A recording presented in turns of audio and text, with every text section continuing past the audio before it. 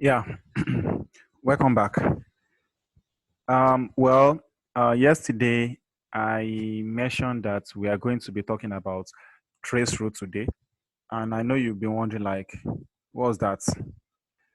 Well, I just wanted to, I wanted to like get the entire picture of the internet across, and I think this is the best way to do it. Now, if you're on Mac, you are going to press Command plus space and look for a program that comes with your Mac called Terminal, and you are going to press enter. But I'm presently on Windows, so and if you're on Windows laptop, click the search button at the bottom left of your screen and search for CMD. So once you search for CMD, you are going to see something like command prompts. So click run and you know you are going to get what I'm going to show on the screen.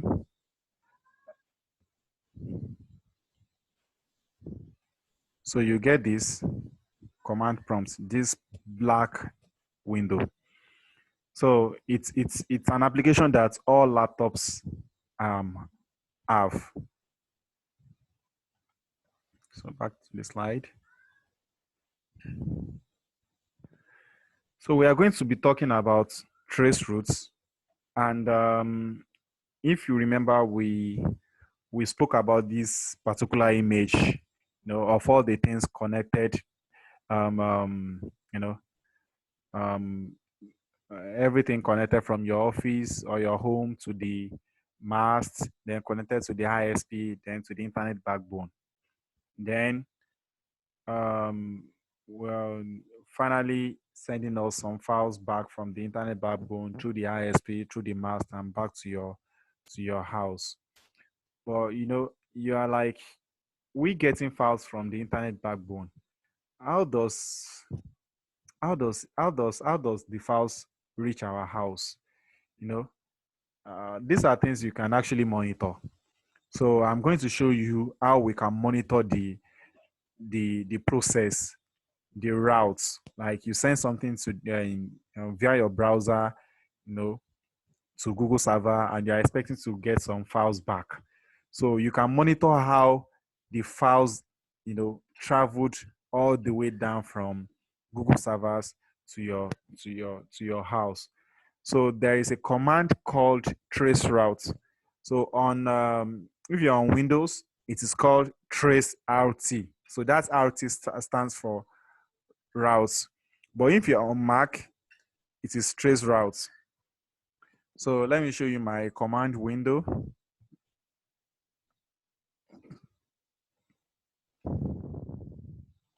So I have my command window here, and if you're on Mac, this is what you type on Mac. If you're on Mac, if you're using Mac OS, you type trace routes plus the website. So I'm actually trying to like, monitor how my request is being sent or passed from my browser through my ISP, then, passing through many bus stops. Like I made mention yesterday, if you are traveling to, let's say, Abuja from Lagos, that means you pass through some towns, some cities, you know, having some stops. Like let's say you are going to Abuja from Lagos, you pass through Ibadan, from Ibadan through Osun State, through Ondo State, and through Kogi State before you get to your final destination in Abuja. And if you are coming back, it is possible you pass through the same route or through a different route. So in this regards, we are going to monitor how our request travels from our browser to Google servers and coming back to us.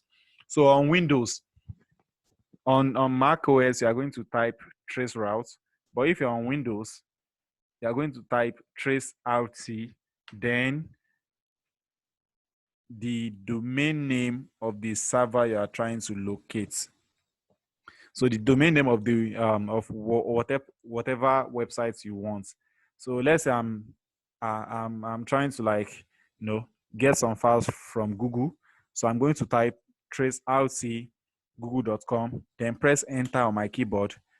So you see that the first message here is it says tracing routes to Google. So that means you are tracing someone's. It's just like you are monitoring someone's step. Like, okay, Ridwan is traveling to Abuja, so you are trying to trace my routes. Like, where is it going to pass? And if you remember yesterday, I made mention of something like everything on the internet has an IP address. So it is an address that that can be used to locate a particular laptop, a particular computer, a particular mobile phone, or a particular printer that is connected to the internet. So everything connected directly to the internet has an IP address. Everything. So as we see here, we have our route passing through some hubs. So this might be slower because my network is just doing somehow today. So which I can see the request timeout. So I'm still waiting for it to reach the final destination. So like I said, when you type in the traceroute.google.com, the first thing you get is this domain and this IP address, which is Google's server's IP address. That's 216.58.223.238. So starting from your computer, the first up is this IP address. I don't know the device with this IP address, but it is possible. So far our request is going from Lagos to, maybe let's say the Google server is located in Portugal. So that means my request is going through some computers, probably through my ISP, which is MTN. It passes through their office, then they allow the request to go to to another computer somewhere else, till it gets to its destination, which is Google servers and computer. So the my request is still still going, but I think my network is just trying to you know, it's kind of slower today. So I will just try to, maybe I'll come back to see where it reaches. So for now, I'm getting this IP address, which is google.com's server's IP address. You can copy this and open your browser. So if I open my browser and I send this through my browser, I should be very sure like I'm going to get this google.com. This should lead me to google.com server. So I'm still, my request is still traveling, and you'll be wondering like, if you know a request is passing through all this for many minutes, then how long will it take to get my files back from Google server? So let's just see how it goes.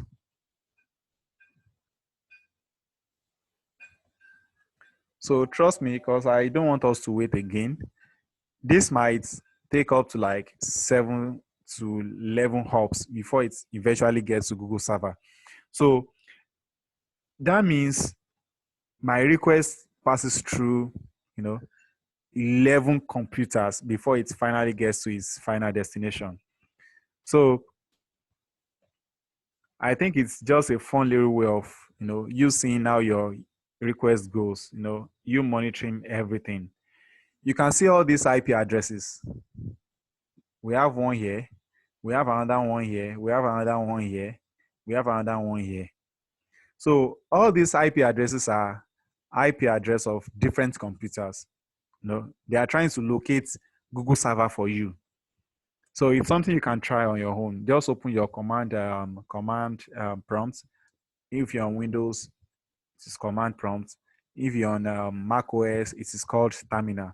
So almost all computers, not almost all computers has a terminal to run commands.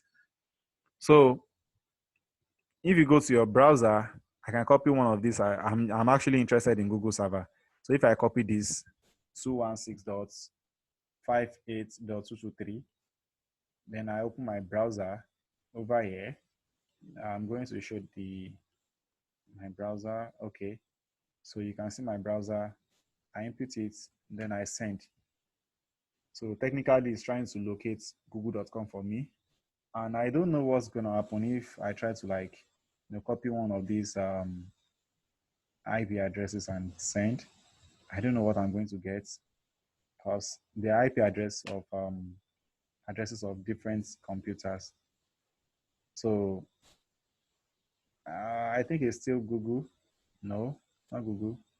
So this cannot be reached because I think it's a server that is not actually meant to display anything or to respond with any request. So at least I'm still waiting for Google server to So all these IP addresses you are seeing, at least we have like 1, 2, 3, 4, 5, 6, 7, 8, 9.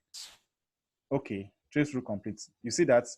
So that means our request passed through 11 trips.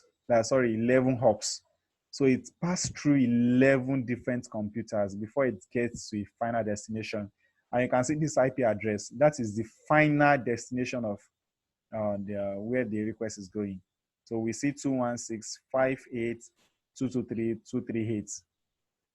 So we are going to finish off in the next section, and what we can do with this knowledge that we have to become a really really good web developers.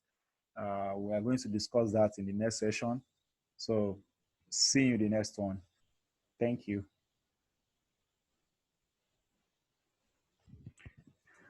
Hi, welcome back. Yeah, good job. You've made this far, and you are probably asking yourself, like, read one. This has been really, really good, really, really informative. But where is the coding? I want to start building websites. I want to start building apps. I know we get there. Don't worry. But I know you.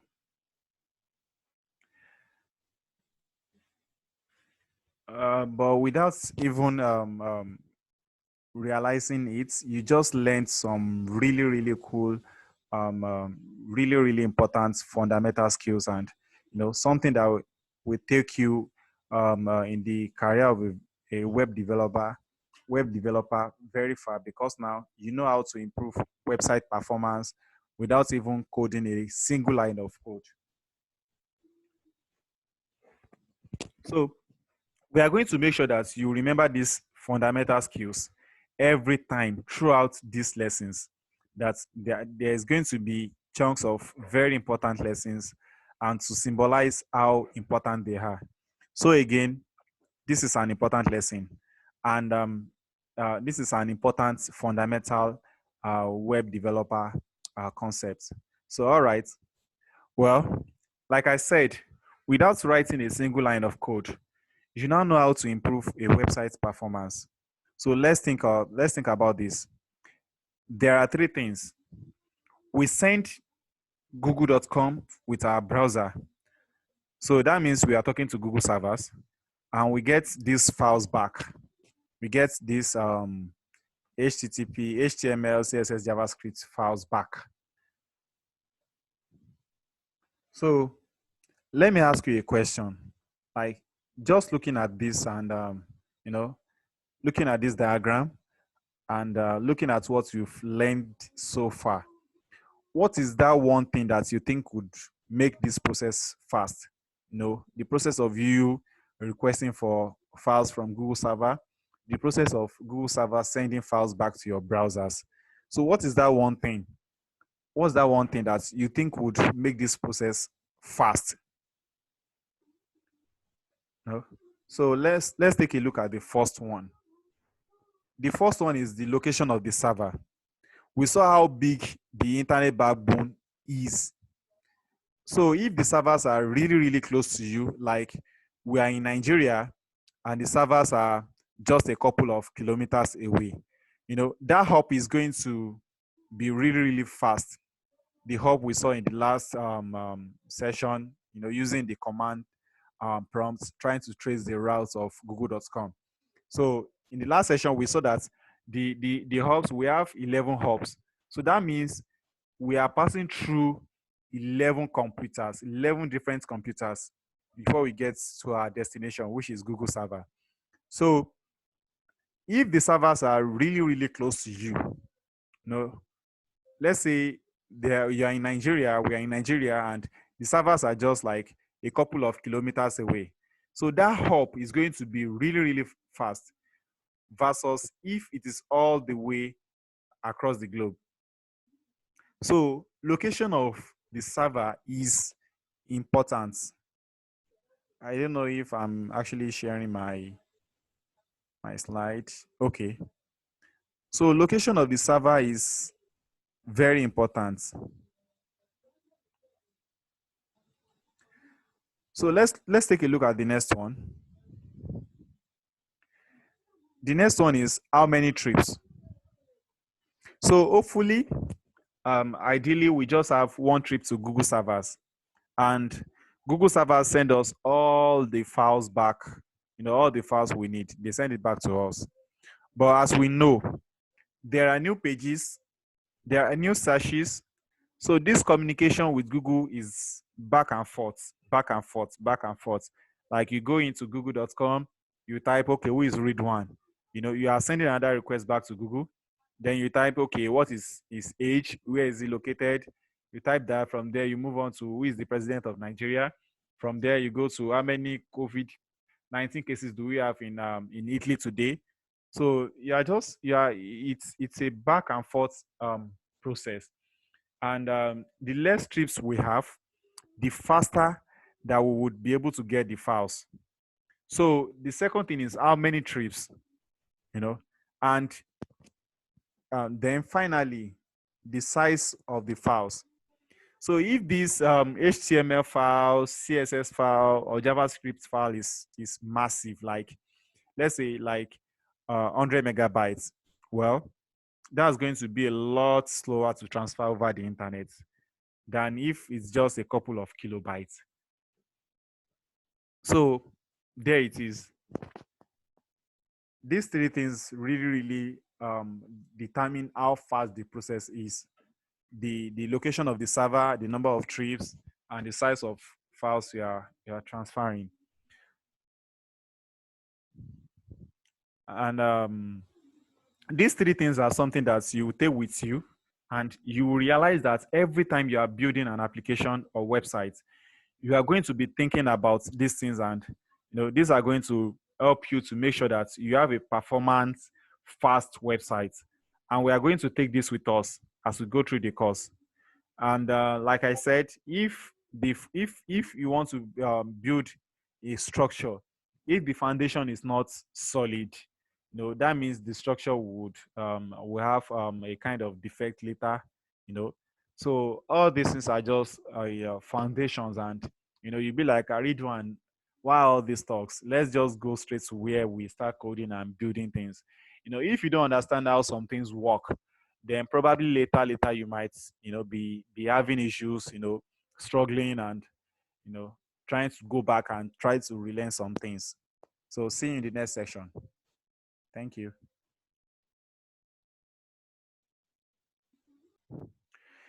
Yeah, all right, welcome back. So in this last session, I want to show you what this course is all about, and you know what we are learning in this course, and what we are going to be able to do at the end. You may have heard the term full stack developer, front end developer, back end developer. And looking at this diagram over here, you start to recognize HTML, CSS, and JavaScript. Then you see React in there. Well, we'll get to that later. And don't worry about it. And but what's a front end? What does a front end developer, what does they do? Like, you know, the front end developer is the person who makes sure that when we open up our browser and go to google.com, that we see Google. The front end developer is a person that makes sure that if you go to facebook.com, you see facebook.com, you see your friends, you see your, a lot of posts, pictures, videos. A front end developer makes sure, like, if you go to twitter.com, you see a lot of tweets and everything. So that's what they do. So we see it's nice, pretty laid out, beautifully, you know, and they have search bars, and essentially it's anything that a user sees.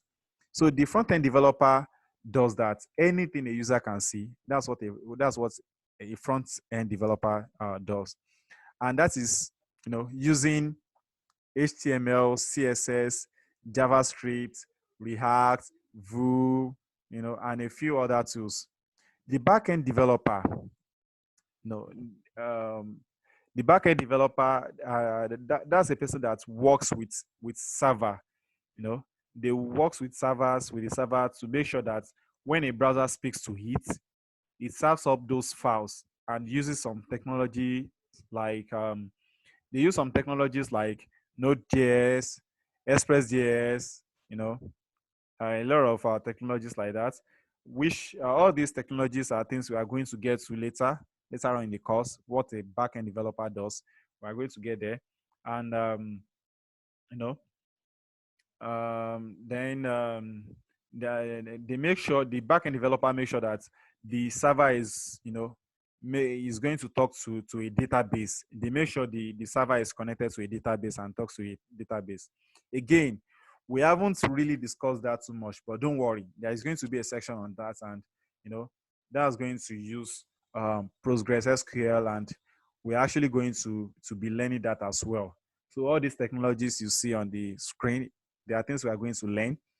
We are going to learn what a front-end developer does, how they write HTML, CSS, JavaScript, to make something, to make a beautiful website, and what a back-end developer does, how they develop servers, and making sure that everything is connected to a database.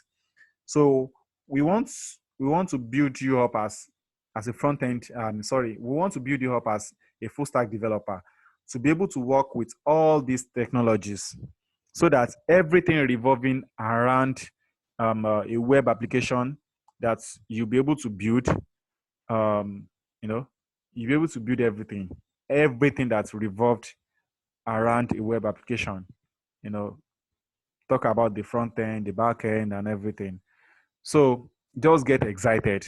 You are going to learn all this, and it actually looks overwhelming, but trust me, just like this is how the internet work session, whereby I took you through some simple steps, and getting us familiar with some things that we don't actually know before, and it really really makes sense. So we are going to learn all this, and trust me, it's going to be a lot fun. See you in the next one. See you tomorrow. No, not tomorrow. See you on Friday. Thank you.